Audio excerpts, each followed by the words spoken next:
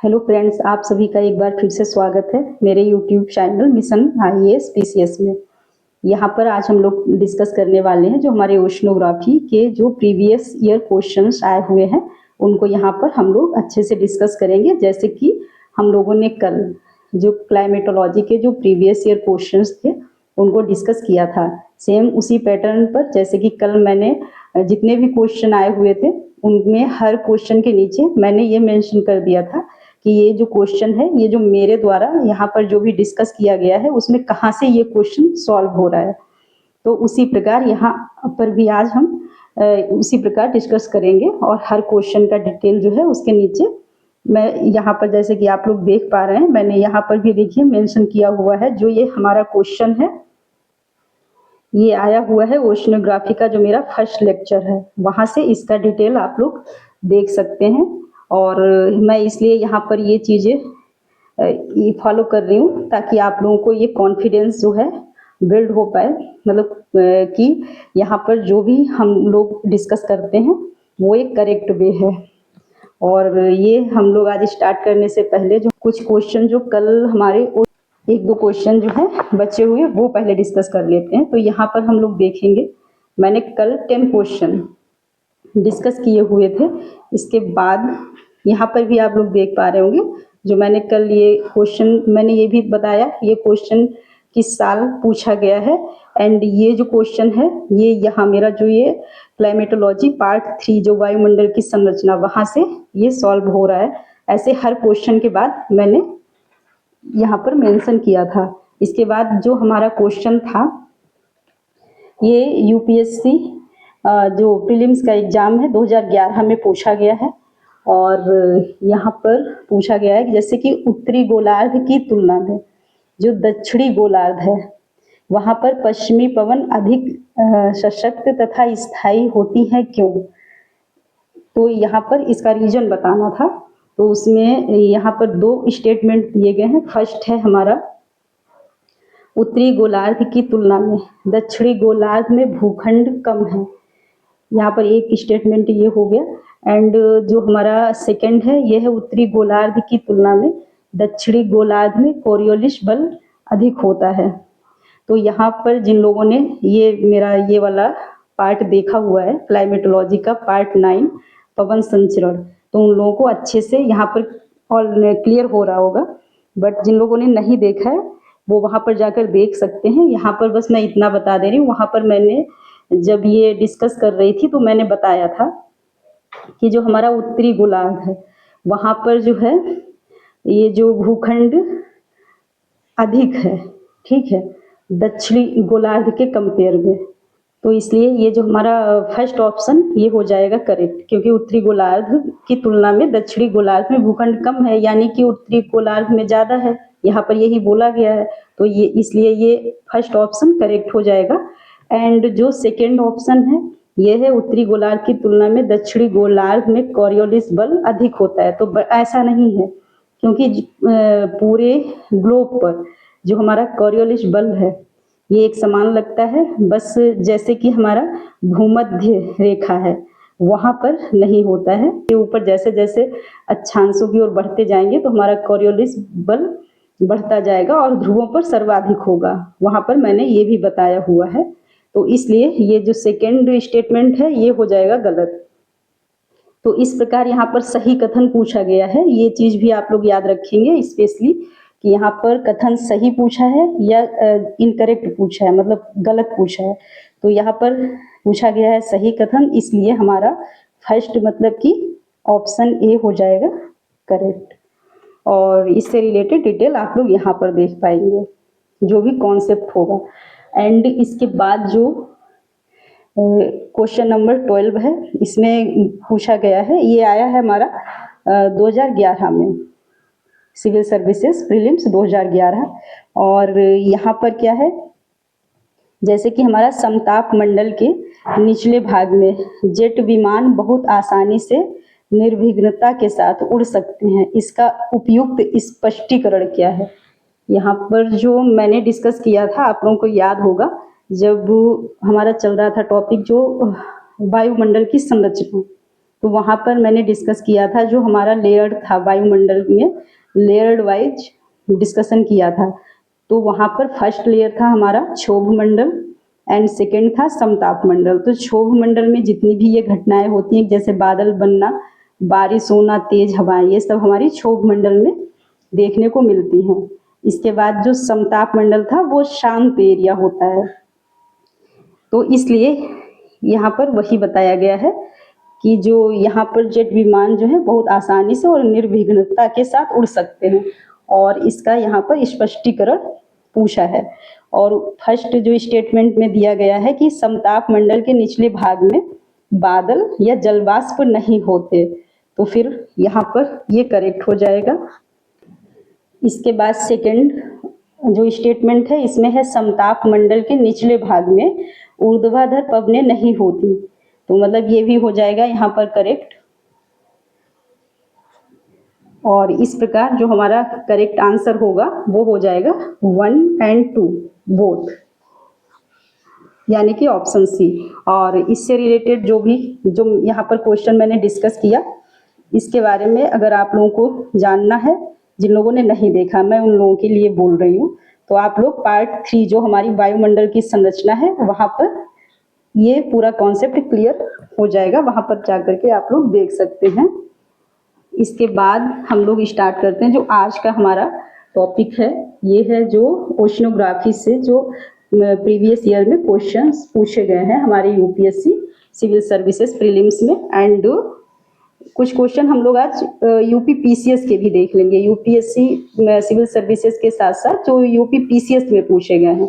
तो सबसे पहले यहाँ पर हम लोग देख लेते हैं जो हमारे यूपीएससी में पूछे गए हैं। तो यहाँ पर पहला क्वेश्चन हो जाएगा हमारा कि जैसे ये पूछा गया है 2021 में, और ये है पृथ्वी ग्रह पर जल के संदर्भ में निम्नलिखित कथनों पर विचार करें। और इसमें फर्स्ट स्टेटमेंट दिया गया है कि जैसे नदियों और झीलों में जल की मात्रा भूजल की मात्रा से अधिक होती है, एंड सेकेंड में दिया गया है कि ध्रुवीय हिमच्छद और हिमनदों में जल की मात्रा भूजल की मात्रा से अधिक होती है। तो यहाँ पर ये 2 स्टेटमेंट दिए गए हैं और करेक्ट पूछा गया है। तो यहाँ पर जिन लोगों ने ये जो हमारा ओशनोग्राफी का फर्स्ट लेक्चर अभी तक देखा है उन लोगों को तो ये कॉन्सेप्ट क्लियर होगा, बट जिन लोगों ने नहीं देखा वहाँ यहाँ पर मैं शॉर्ट में बताती हूँ, अदरवाइज आप लोग वहाँ पर देख सकते हैं। यहाँ पर मैंने आप लोगों को बताया था कि टोटल जो वाटर है, मैंने बोला था ये 100% मान लीजिए ये 100 यूनिट है, एंड इसमें से मैंने बोला था 97 जो हमारा है 97% ये सॉल्ट वाटर है। और इसके बाद जो हमारा है 97 तो हो गया सॉल्ट वाटर, एंड 3% जो रिमेनिंग है ये हमारा है फ्रेश वाटर। ये 97% ये है हमारा लवणीय जल, मतलब कि ये सॉल्ट वाटर, एंड 3% जो है ये है फ्रेश वाटर। फ्रेश वाटर 3% है ये हमारा फ्रेश वाटर, और इसको बोलते हैं अलवणीय। ये आप लोग कंफ्यूज नहीं होंगे, इसको बोलते हैं अलवणीय और इसको बोलते हैं लवणीय जल। एंड तो फिर यहाँ पर हम लोगों ने देखा था कि जो ये हमारा 3% है, इसका 3% इसको जब 100% हम लोगों ने माना था, 100% इसमें से क्या होगा जो हमारा वहाँ पर देखा था 69% जो था ये हमारा ग्लेशियर के रूप में है। ये मतलब फ्रेश वाटर की बात हो रही है यहाँ पर। 69% जो हमारा ग्लेशियर या यहाँ पर आइस कैप्स के रूप में देखने को मिलता है, एंड सेकेंड जो हमारा था ये ग्राउंड वाटर, ये था ग्राउंड वाटर जो है ये है हमारा 30%, ये है हमारा 30%, एंड जो रिमेनिंग है हमारा 1%, जो 1% है ये है सरफेस वाटर।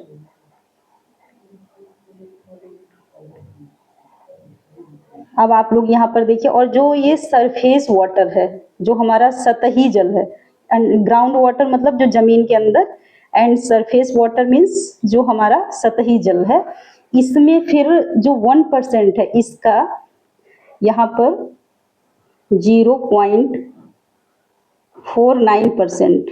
ये है हमारा नदियों में। एंड इसके बाद इसी में 20.9% ये हमारा झील में है, लेक्स में। अब आप लोग देख सकते हैं जो हमारा सरफेस वाटर है 1%, इसको 100% जब मान लेंगे तो यहाँ पर 100% का जो 20.9% ये हमारा लेक में है और 0.49% हमारा नदियों में जल की मात्रा देखने को मिलती है। तो फिर यहाँ पर अब आप लोग देखिए, नदियों और झीलों में जल की मात्रा भूजल की मात्रा से अधिक है। अब आप बताइए, जो भूजल है मतलब सरफेस वाटर, इसकी मात्रा से अधिक कैसे हो सकता है? इसी का कुछ परसेंट यहाँ लेक्स में मिलता है, मतलब कि झीलों में, एंड कुछ परसेंट जो है नदियों में मिलता है। तो फिर इस प्रकार यहाँ पर आप लोग इजीली देख पा रहे हैं कि जो हमारा फर्स्ट ऑप्शन है ये हो जाएगा इनकरेक्ट। अब सेकंड जो ऑप्शन यहीं से सॉल्व हो रहा होगा, जैसे कि ध्रुवीय हिमच्छद है और हिमनद है में जल की मात्रा भूजल की मात्रा से अधिक है। अब आप लोग देखिए, ये भूजल है और ये है ग्लेशियर जो यहाँ पर पूछा गया है। तो यहाँ पर आप लोग देख सकते हैं क्लियरली, ये जो हमारा 1% है ये 69% है, यानी कि ये अधिक है। इस प्रकार ये जो सेकेंड स्टेटमेंट है ये करेक्ट हो जाएगा। और यहाँ पर करेक्ट स्टेटमेंट को हम लोगों को देखना है, तो फिर ये हमारा हो जाएगा ओनली 2, मतलब कि ऑप्शन बी इज करेक्ट। यहाँ पर ये आप लोगों ने समझा काफी अच्छे से, और इसको डीपली वहां पर जो हमारा लेक्चर 1 है ओशनोग्राफी का, वहां पर आप लोग देख सकते हैं। इसके बाद जो हमारा है सेकेंड क्वेश्चन, इसको देख लेते हैं। इसमें पूछा गया है जैसे जो हमारी विषुवतीय प्रतिधाराएं थी, जब हम लोग पढ़ रहे थे जलधाराओं के बारे में, महासागरीय जलधाराओं के बारे में, तो वहां पर हम लोगों ने देखा था एक तो हमारी थी उत्तरी विषुवतीय जलधारा, एक थी दक्षिणी विषुवतीय जलधारा, और एक जो हमारी थी विषुवतीय प्रतिधारा, मतलब कि जो हमारा वेस्ट से ईस्ट की ओर चल रही थी। अगर आप लोगों ने देखा तो उसकी इमेज आप लोगों के माइंड में बन रही होगी एकदम। यहाँ पर क्या है, जो विषुवतीय प्रतिधाराओं के पूर्वाभिमुख प्रवाह की व्याख्या किससे होती है? यहाँ पर जो बोला है कि जो हमारी विषुवतीय प्रतिधाराएं हैं वो किस प्रकार मतलब बनती हैं, उनके पीछे का रीजन क्या है। तो यहाँ पर बोला गया है जैसे कि पृथ्वी का अपने अक्ष पर घूर्णन है, या सेकंड है हमारा दो विषुवतीय धाराओं का अभिसरण है जिससे ये हमारी बनती है विषुवतीय प्रतिधारा, एंड थर्ड ऑप्शन में दिया गया है जल की लवणता में अंतर के कारण, और फोर्थ में जो हमारा है विषुवत वृत्त के पास प्रशांत मंडल मेखला का होना। वहां पर आप लोगों ने देखा था कि जो हमारी ये दोनों धाराएं जा रही थी, कि मतलब जैसे कि अटलांटिक महासागर में भी हम लोगों ने देखा, और जो हमारा प्रशांत महासागर वहां भी ये तीनों धाराएं हम लोगों को देखने को मिल रही थी। और जिसमें कि ये था जब हमारी उत्तरी विषुवतीय जलधारा पूर्व से पश्चिम की ओर जा रही थी, एंड दक्षिणी विषुवतीय जलधारा वो भी पूर्व से पश्चिम की ओर जा रही थी। और जब ये दोनों जाकर के पश्चिम में इन दोनों का कन्वर्जेंस हो रहा था, मतलब अभिसरण, मतलब महासागर के पूर्वी भाग के कंपेयर में पश्चिमी भाग में जल की मात्रा अधिक हो गई, तो फिर वहां पर जलीय ढलान की स्थिति बन जाती है, और फिर ये जो विषुवतीय प्रतिधारा जो हमारी पश्चिम से पूर्व की ओर चलने लगती है। तो ये इसका निर्माण होता है अभिसरण से, मतलब जो दो धाराएं थी उत्तरी विषुवतीय धारा और दक्षिणी विषुवतीय धारा, उन दोनों के अभिसरण के कारण जो वहां पर जल अधिक मात्रा में हो जाता है, तो फिर ये हमारी विषुवतीय प्रतिधारा का निर्माण होता है। इसलिए यहाँ पर जो हमारा करेक्ट आंसर होगा ये सेकंड हो जाएगा। यहाँ पर ये और जो रीजन्स हैं ये नहीं देखने को मिलते, यहाँ पर स्पेशली ये रीजन होता है दो विषुवतीय धाराओं का अभिसरण। और ये क्वेश्चन पूछा गया है यूपीएससी प्रीलिम्स 2015 में। आप लोग चेक कर सकते हैं। और इससे रिलेटेड अगर आप लोगों को डिटेल से देखना है तो आप लोग ये हमारा जो लेक्चर 8 है हमारा, ये जो है हमारा महासागरीय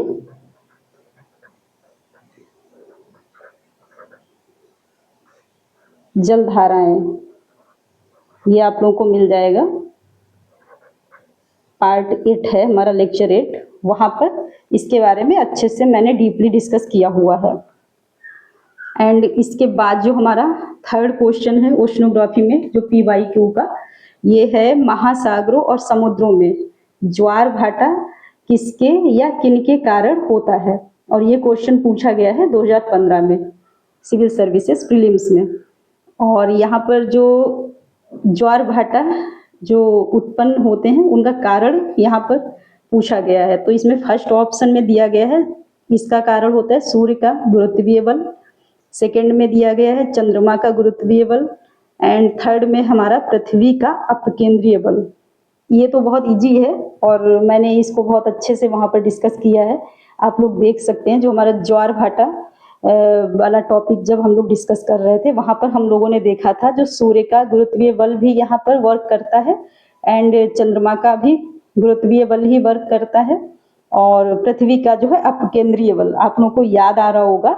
जैसे कि जो हमारा ये ज्वार भाटा की स्थिति बनती है तो यहाँ पर सूर्य चंद्रमा का गुरुत्वीय बल यहाँ पर वर्क करता है, इसके अपोजिट में उसको संतुलित करने के लिए पृथ्वी का अपकेंद्रीय बल वर्क करता है। यानी कि यहाँ पर तीनों स्टेटमेंट जो है करेक्ट हो जाएंगे। इसको आप लोग हमारा जो ये टॉपिक है ओशनोग्राफी का लेक्चर 12 वहाँ पर आप लोग देख सकते हैं। इस प्रकार यहाँ पर करेक्ट आंसर जो हमारा हो जाएगा 1, 2, 3 यानी कि ऑप्शन डी। और इसके बाद हम लोग देखते हैं नेक्स्ट क्वेश्चन। ये हमारा निम्नलिखित में से किनमें प्रवाल भित्तियां हैं, ये पूछा गया है हमारा UPSC सिविल सर्विसेज प्रीलिम्स 2014 में। और इसमें जो फर्स्ट ऑप्शन दिया गया था ये है हमारा अंडमान और निकोबार द्वीप समूह में, और सेकंड में दिया गया है कच्छ की खाड़ी, थर्ड है मन्नार की खाड़ी, फोर्थ है हमारा सुंदरबन। वहाँ पर आप लोगों ने देखा था मैंने मैप भी बनाया था इंडिया के रेफरेंस में, मैंने समझाने की कोशिश भी की थी इंडिया का मैप बना करके। और वहाँ पर मैंने बताया था कि जो हमारा ये है इसमें अंडमान और निकोबार द्वीप समूह मैंने वहाँ पर मेंशन किया था, तो ये करेक्ट हो जाएगा। एंड कच्छ की खाड़ी में भी और मन्नार की खाड़ी, ये 3 में ये प्रवाल भित्तियां देखने को मिलती हैं। तो फिर इस प्रकार हमारा ऑप्शन जो है 1, 2, 3 मतलब ऑप्शन ए करेक्ट हो जाएगा। और इस क्वेश्चन के बारे में अगर आप लोगों को डिटेल देखना है तो फिर आप लोग ये हमारा जो 13 लेक्चर है प्रवाल भित्ति ओशनोग्राफी का, यहाँ पर जाकर के आप लोग अच्छे से समझ सकते हैं। जिन लोगों ने नहीं देखा, मैं सिर्फ उनकी बात कर रही हूँ, और जिन लोगों ने देखा है उन लोगों को तो ऑलरेडी यहाँ पर हर चीज क्लियर हो रही होगी अच्छे से। एंड इसके बाद जो हमारा 5th क्वेश्चन है इसको यहाँ पर देख लेते हैं। यहाँ पर जैसे कि पूछा गया है ये जो हमारा है संसार के सर्वाधिक महत्वपूर्ण मत्स्यन क्षेत्र उन क्षेत्रों में पाए जाते हैं जहां पर कोष्ण और शीत वायुमंडलीय धाराएं मिलती हैं। ठीक है, ये हो गया फर्स्ट स्टेटमेंट। एंड इसके बाद सेकंड है नदियां सागरों में प्रचुर मात्रा में ताजा जल प्रवाहित करती हैं। ठीक है, थर्ड है कोष्ण और शीत सागरीय धाराएं मिलती हैं। कोष्ण तो आप लोग समझ रहे होंगे, मतलब उष्ण मतलब गर्म धारा, और ये ठंडी धारा। ठीक है, और फोर्थ जो स्टेटमेंट है ये महाद्वीपीय सेल्फ तरंगित हैं। ये 4 स्टेटमेंट दिए गए हैं, इनमें ये पूछा गया है कि ये जो मत्स्यन क्षेत्र है ये यहाँ पर कौन सी दशाएं जो हैं बनती हैं, तो फिर उनकी वजह से यहाँ पर मत्स्यन क्षेत्र देखने को मिलते हैं। मतलब मत्स्यन क्षेत्र के लिए अनुकूल स्थिति बनती है यहाँ पर कौन सी कंडीशन बनने से। तो यहाँ पर हम लोगों ने देखा था जो हमारा यहाँ पर क्या था, जो जैसे महासागरीय धाराओं का महत्व है वहां पर ये इस क्वेश्चन का आंसर आप लोगों को देखने को मिलेगा। बट जो ये महासागरीय धाराओं का महत्व जो मैंने डिस्कस किया था ये किया था। जो हमारा ज्वार भाटा वाला जो टॉपिक था, मतलब लेक्चर 11 आप लोगों को देखने मिलेगा, ज्वार भाटा पार्ट 1।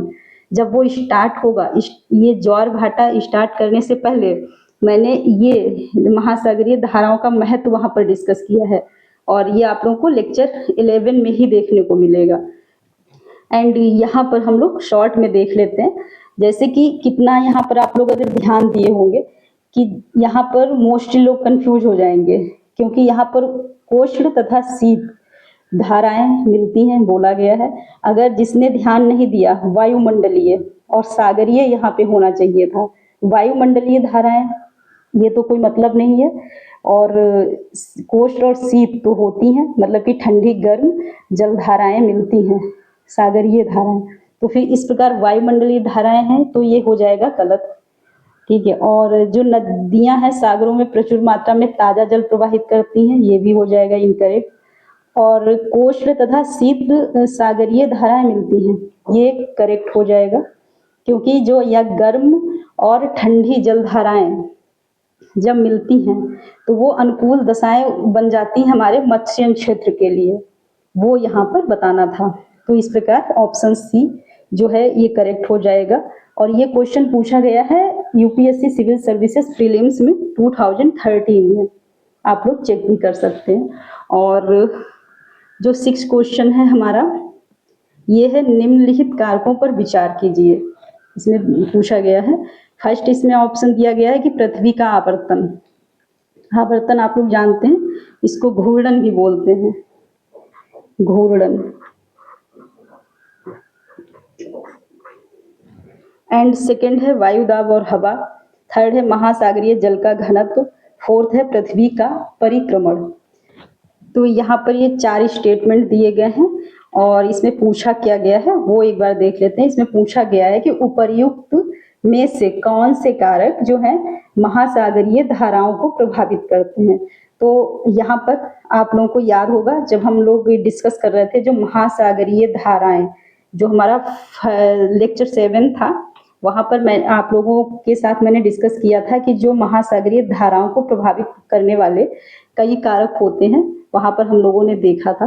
तो वहीं से ये क्वेश्चन आया हुआ है, और इसमें हम लोगों ने देखा था कि जो पृथ्वी का घूर्णन होता है वो एक कारक के रूप में देखा जाता है। तो ऑप्शन ए जो है, मतलब ये फर्स्ट स्टेटमेंट जो है ये करेक्ट हो जाएगा। एंड सेकंड वायु दाब और हवा, ये भी एक कारक के रूप में हम लोगों ने देखा था, तो फिर ये भी करेक्ट हो जाएगा। और महासागरीय जल का घनत्व, ये भी करेक्ट हो जाएगा। आप लोग वहां पे डीपली अगर डिटेल में देखना चाहते हैं तो वहां पर देख भी सकते हैं, जो हमारा लेक्चर 7 है ओशनोग्राफी का। एंड जो पृथ्वी का परिक्रमण, यहाँ पर ये कारक के रूप में नहीं देखा जाता है, ये पृथ्वी का घूर्णन देखा जाता है कारक के रूप में, क्योंकि जब पृथ्वी घूमती है ना अपने अक्ष पर, तो फिर ये इसका इफेक्ट हमारे महासागरीय जो जलधाराएं उन पर भी होता है और पवनों पर भी होता है। जो कॉरियोलिस बल यहाँ पर वर्क करता है घूर्णन के कारण, वो तो यहाँ पर देखने को मिलता है। बट जो पृथ्वी का परिक्रमण है, मतलब जो सूर्य के चारों ओर परिक्रमा करती है, उसका यहाँ पर जो जलधाराएं हैं या पवने हैं उन पर कोई इफेक्ट नहीं होता। तो फिर इस प्रकार ये जो फोर्थ स्टेटमेंट ये इनकरेक्ट हो जाएगा। और यहाँ पर और भी कारक हम लोगों ने देखे थे कि जैसे कि ये यहाँ पर जल का घनत्व हो गया, लवणता हो गई, ये सब जितने भी कारक हैं मैंने हर एक कारक वहां पर बताए हुए हैं, आप लोग वहां पर देख सकते हैं। तो इस प्रकार हमारा जो ऑप्शन हो जाएगा 1 2 3, मतलब कि ऑप्शन बी करेक्ट हो जाएगा, क्योंकि फोर्थ इनकरेक्ट है। और इसके बाद जो हमारा 7th क्वेश्चन है, ये है निम्नलिखित कथनों पर विचार कीजिए। और इसमें जो फर्स्ट जो स्टेटमेंट है हमारा, ये है पृथ्वी ग्रह पर उपयोग के लिए उपलब्ध अलवण जल कुल प्राप्त जल की मात्रा का लगभग 1% से भी कम है। ठीक है। सेकेंड स्टेटमेंट में पृथ्वी ग्रह पर पाए जाने वाले कुल अलवण जल का 95% ध्रुवीय बर्फ छत्रक एवं हिमनदों से आबद्ध है। तो यहाँ पर मैंने अभी ये क्वेश्चन रिपीट किया है, 2010 में आया था, मैंने अभी आप लोगों के साथ ये डिस्कस किया। यहाँ पर आप लोग देख सकते हैं जैसे कि इसमें पूछा गया है उपयोग के लिए जो मतलब आलवड़ जल, तो आलवड़ जल यहाँ पर कितना था 3%, यानी कि ये हमारा हो जाएगा इनकरेक्ट। एंड जो हमारा आलवड़ जल का 95% ध्रुवीय बर्फ छत्रक हिमनदों से आबद्ध है 95%, बट यहाँ पर मैंने बताया कि 69%, जो आलवड़ जल का 69%, तो फिर ये भी इस प्रकार हो जाएगा इनकरेक्ट। यहाँ पर करेक्ट पूछा गया है, यानी कि हमारा करेक्ट हो जाएगा, मतलब कोई नहीं करेक्ट है, यानी कि ऑप्शन डी इसका आंसर हो जाएगा। एंड इसके बाद जो हमारा, और इसको आप लोग अगर देखना चाहें लेक्चर फर्स्ट में देख सकते हैं, जो हमारा ओशनोग्राफी का लेक्चर फर्स्ट मैंने डिस्कस किया था वहाँ पर। और इसके बाद क्वेश्चन नंबर 8 है हमारा जो आया है, ये हमारा यूपी पीसीएस का क्वेश्चन है। यहाँ पर मैंने कुछ क्वेश्चन यूपी पीसीएस के भी लिए हैं ताकि आप लोग को आइडिया लग सके कि यहाँ से हमारे मतलब बहुत ज़्यादा क्वेश्चन पूछे जाते हैं, जितने भी हमारे स्टेट पीसीएस के एग्जाम हैं और यूपीएससी सिविल सर्विसेज में तो पूछे ही जाते हैं। और इसमें किस प्रकार पूछे जाते हैं, थोड़ा सा इसका पैटर्न जो है चेंज हो जाएगा, वो यहाँ पर समझाने के लिए मैंने कुछ क्वेश्चन यूपी पीसीएस के भी यहाँ पर लिए हुए हैं। तो जैसे कि ये हमारा आया है 2015 में, और इसमें पूछा गया कि हमारे उपग्रह में मृदु जल की सर्वाधिक मात्रा है। अब देखिए यहाँ जो फर्स्ट लेक्चर मैंने लिया था वहां पर से देखिए कितनी क्वेश्चन आए हैं, और यूपी पीसीएस में भी आए हैं और यूपीएससी सिविल सर्विसेज में भी आए हैं। और यहाँ पर मृदु जल की सर्वाधिक मात्रा पूछी है, मृदु जल मतलब फ्रेश वाटर, ठीक है। तो सर्वाधिक मात्रा नदियों में है या झीलों एवं झरनों में है, महाद्वीपीय एवं पर्वतीय हिमनदों में है, और भूमिगत जल में है। तो यहाँ पर आप लोग देख पाएंगे, मैंने अभी दिखाया आप लोगों को कि जैसे कि जो हमारा 69% जो है यही है, और उसके बाद भूमिगत जल हम लोगों ने देखा 30%, और इसके बाद जो 1% रिमेनिंग था वो हम लोगों ने देखा था अभी, जो हमारा सरफेस वाटर है। तो फिर यहाँ पर सर्वाधिक जल जो है वो तो यहीं पर है ना, बर्फ के रूप में, तो हमारा ऑप्शन जो है सी करेक्ट हो जाएगा। और नदियों और झीलों में ये तो जो हमारा जो सतही जल है मतलब सरफेस वाटर, उसका कुछ परसेंट यहाँ पर है, तो ये तो बहुत कम हो जाएगा।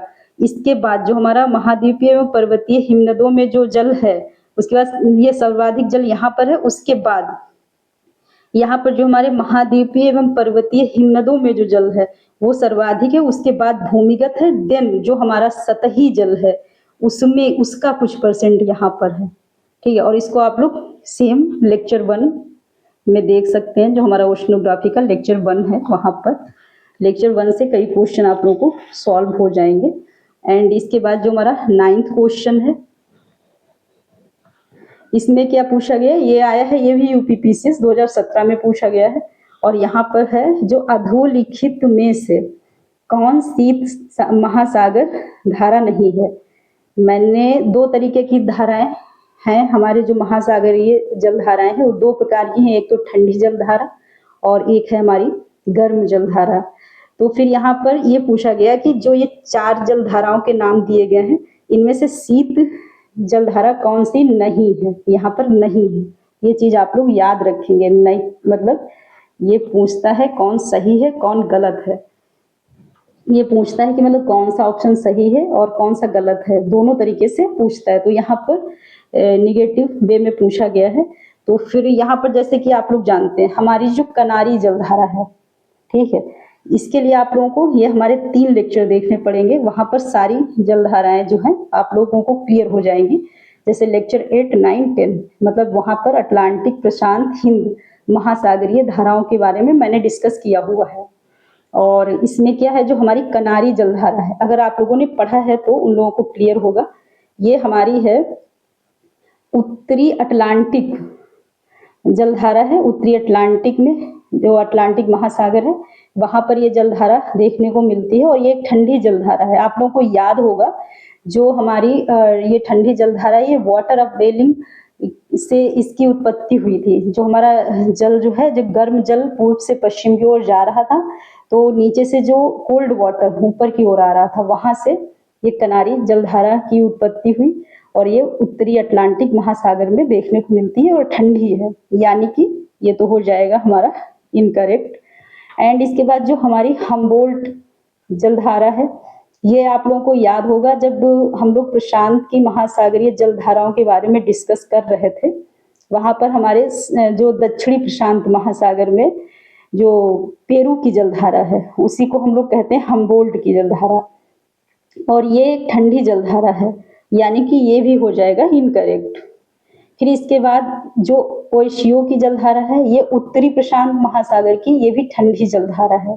आप लोगों को याद होगा जैसे कि हमारे अटलांटिक महासागर में, उत्तरी अटलांटिक महासागर में लेब्राडोर जलधारा थी, उसी के कंपेयर में मैंने आप लोगों को बताया था ये ओशियो जलधारा है, और ये है हमारे उत्तरी प्रशांत महासागर की ठंडी जलधारा, यानी कि ये भी हो जाएगा इनकरेक्ट। इसके बाद लास्ट हमारा बचता है अगुल्हास, यानी कि यही करेक्ट होगा। और ये जलधारा जो है हमारी, ये आप लोगों को याद होगा जब हम लोग डिस्कस कर रहे थे हिंद महासागर की जलधारा है, तो दक्षिणी हिंद महासागर में ये गर्म जलधारा है और इसकी उत्पत्ति कैसे हुई थी, जो हमारा मेडागास्कर के पूर्वी तट से जो आई थी हमारी मेडागास्कर जलधारा, और उसके पश्चिम से आई थी मोजाम्बिक जलधारा, और दोनों आकर के जब मिलती हैं तो फिर वहां से ये अगुल्हास जलधारा की उत्पत्ति होती है और ये गर्म जलधारा है। इस प्रकार आप लोग वहां पर 1 बाय 1 जितनी भी जलधाराएं हैं अच्छे से देख सकते हैं, जो कि हमारा ये लेक्चर 8, 9, 10 है, बहुत अच्छे से मैंने डिस्कस किया है और यहाँ से क्वेश्चन बहुत ज़्यादा पूछे जाते हैं, इसलिए आप लोग इसको अच्छे से वहाँ पर रिवाइज करेंगे जिन लोगों ने पढ़ा है, एंड जिन लोगों ने नहीं अभी तक देखा है वो लोग वहाँ से अच्छे से समझने की कोशिश करेंगे। एंड हमारा जो लास्ट है आज का क्वेश्चन, ये है क्वेश्चन नंबर 10, और ये भी पूछा गया है हमारी यूपी पीसीएस 2015 में, तो आप लोग देख सकते हैं कि यहाँ से यूपी पीसीएस में भी क्वेश्चंस आ रहे हैं और ये इजी आ रहे हैं, यहाँ पर ज़्यादा मतलब बहुत ज़्यादा कॉन्सेप्ट नहीं है, बस आप लोगों को धाराएं पता होनी चाहिए कि कौन सी धारा कहाँ है। बट अगर आपने कॉन्सेप्ट बेस्ड यहाँ पर प्रिपरेशन किया है तो फिर ये रटने की जरूरत नहीं, चाहे कौन मतलब जितना भी घुमा के क्वेश्चन पूछेगा तो भी आप लोग उसको इजिली सॉल्व कर लेंगे। और अगर ऐसे पूछता है ये फैक्ट टाइप में, जैसे कि धारा डायरेक्ट पूछ लिया, तब भी इजिली सॉल्व हो जाएगा। तो यहाँ पर हम लोग देख लेते हैं जो हमारा ये लास्ट क्वेश्चन है आज का। इसमें पूछा गया है कि निम्न में से कौन सी दक्षिण अटलांटिक महासागर की शीतल जलधारा है, मतलब जो हमारा साउथ अटलांटिक महासागर है वहाँ की जलधाराएं जिन लोगों ने पढ़ी है वो लोग इजिली यहाँ पर सॉल्व कर लेंगे। तो अभी मैंने बताया जैसे ये जो हमारी कनारी जलधारा है ये कहाँ की है, मैंने अभी बोला ना ये उत्तरी अटलांटिक की है जलधारा, तो फिर ये हो जाएगा हमारा इनकरेक्ट। देन इसके बाद जो हमारा है अगुल्हास भी मैंने अभी बताया, क्योंकि यहाँ पर पूछा था ना अगुल्हास, ये अगुल्हास है हिंद महासागर की गर्म धारा, ठीक है, तो ये भी हो जाएगा इनकरेक्ट। ये जो है कनारी ये उत्तरी अटलांटिक की जलधारा है और यहाँ पर दक्षिण अटलांटिक पूछा है, तो ये तो उत्तरी अटलांटिक की हो गई और ये तो है ही नहीं अटलांटिक की, ये तो हिंद महासागर की है, तो ये भी इनकरेक्ट हो गई। एंड ये जो ब्राजील धारा है, ये जो ब्राजील धारा है ये दक्षिणी महासागर की जलधारा तो है, बट यहाँ पर शीतल जलधारा पूछा हुआ है, तो फिर ये भी इनकरेक्ट हो जाएगी क्योंकि ये हमारी गर्म जलधारा है। जो ये ब्राजील धारा है ये गर्म धारा है। और लास्ट में इसमें बी ऑप्शन बचता है वेंगुला धारा। वेंगुला धारा आप लोगों को याद होगा ये भी दक्षिणी अटलांटिक की ही धारा है, बट ये जब नीचे से मतलब साउथ से उत्तर की ओर जाती है, जब हमारे अफ्रीका है, अफ्रीका के तट के सहारे ये उत्तर की ओर जब जाती है और ये साउथ से जाती है, तो ये ठंडी जलधारा है। जितनी भी धाराएं हैं आप लोग याद रखेंगे, अगर वो हमारे साउथ से नॉर्थ की ओर जाएंगी, मतलब कि साउथ में ठंडा ठंडा एरिया जो हमारा ये 40 डिग्री अक्षांश से नीचे से जो जाएंगी धाराएं, वो लगभग सभी ठंडी जलधाराएं होंगी और ये वहीं से जाती है वेंगुला धारा, तो फिर इसलिए ये हो गई हमारी ठंडी जलधारा, यानी कि ऑप्शन बी यहाँ पर करेक्ट हो जाएगा। तो इस प्रकार आप लोग देख सकते हैं, ये जो क्वेश्चंस थे हमारे, ये थे ओशनोग्राफी के जो आईएएस प्री में और यूपीपीसीएस प्री में पूछे गए हैं। मैंने आज इसलिए ये यूपीपीसीएस के भी क्वेश्चंस यहाँ पर डिस्कस करने की कोशिश की, ताकि आप लोगों को आइडिया लग सके कि ये यूपीपीसीएस में किस प्रकार क्वेश्चन यहाँ पर पूछे जाते हैं और आईएएस में किस प्रकार पूछे जाते हैं, मतलब यूपीएससी सिविल सर्विसेज में। अब आप लोगों को अच्छे से क्लियर हो रहा होगा और जो आप लोगों का कॉन्फिडेंस है वो भी बूस्ट हुआ होगा, क्योंकि आप लोगों को ये पता चला ना यहाँ पर कि जैसे जो हम लोग यहाँ डिस्कस करते हैं पर डे वन टॉपिक, वो कितना बेनिफिशियल है, मतलब बहुत ही ज़्यादा यूजफुल है, क्योंकि वहाँ से देखिए कितने क्वेश्चन सॉल्व हो रहे हैं, जबकि हम लोगों ने अभी इतना पढ़ा भी नहीं है। और उस वहीं से मतलब जो क्लाइमेटोलॉजी एंड ओशनोग्राफी अभी तक हम लोगों ने ये 2 ही कंप्लीट किया है और वहाँ से क्वेश्चन सॉल्व हो रहे हैं। यहाँ से क्वेश्चन मतलब लगातार पूछे भी जा रहे हैं, इसलिए यहाँ पर ये बहुत ज़्यादा इम्पोर्टेंट हो जाता है हमारा। वैसे भी मैंने ऑलरेडी ये कई बार बोला है कि जो हमारा ज्योग्राफी है यहाँ से ज़्यादा क्वेश्चन आते हैं, इसलिए इसको हम लोग बहुत अच्छे से प्रिपेयर करेंगे। और जैसा कि मैंने प्लान किया था, आप लोग को याद ही होगा, अगर आप लोग सीरियस हैं इस प्रिपरेशन को लेकर के, कि पर डे जब मैं यहाँ टॉपिक डिस्कस करती हूँ तो उसके बाद आप लोग एक बार जो पीडीएफ होता है इसका, जो मैं अपने Telegram channel per day share करती हूँ, उसको आप एक बार देखेंगे, मतलब अच्छे से पढ़ेंगे, देन आप नेक्स्ट उसको लिखने की कोशिश करेंगे, मतलब ये बिना देखे, तभी तो आप लोगों को आइडिया लगेगा कि आप लोगों की प्रिपरेशन जो है किस लेवल पर है। मतलब आप लोगों को और ज़्यादा मेहनत करने की ज़रूरत है, या आप मतलब जितना कर रहे हैं वो आप लोगों के लिए उसका जो है यूटिलाइज कर पा रहे हैं, तो इसलिए आप उसी को कंटिन्यू करेंगे। और जैसा कि मैंने पहले भी बोला था कि हम लोगों का जो टारगेट है इतना मतलब हाई लेवल का है, तो उसी लेवल की हम लोगों को यहाँ पर मेहनत भी करनी है, ताकि जो हमारा टारगेट है 2026 का, उस टारगेट को हम लोग अचीव कर पाएँ। तो ठीक है फ्रेंड्स, अगर कोई भी कंफ्यूजन है यहाँ पर या कुछ भी डाउट्स है, कुछ भी पूछना है, कमेंट बॉक्स में आप लोग पूछ सकते हैं, जो भी यहाँ पर मैंने डिस्कस किया है उससे रिलेटेड। और अगर आप लोगों को यहाँ पर लग रहा है कि जो भी यहाँ पर डिस्कशन है वो आप लोगों के लिए यूजफुल है एग्जाम पॉइंट ऑफ व्यू से, तो आप लोग वीडियो को शेयर एंड लाइक करें और चैनल को भी सब्सक्राइब करने के बाद बेल आइकन को प्रेस करें, ताकि हमारे जो आने वाले वीडियोज हैं उनका नोटिफिकेशन आप लोग को मिल सके। Okay, thank you friends.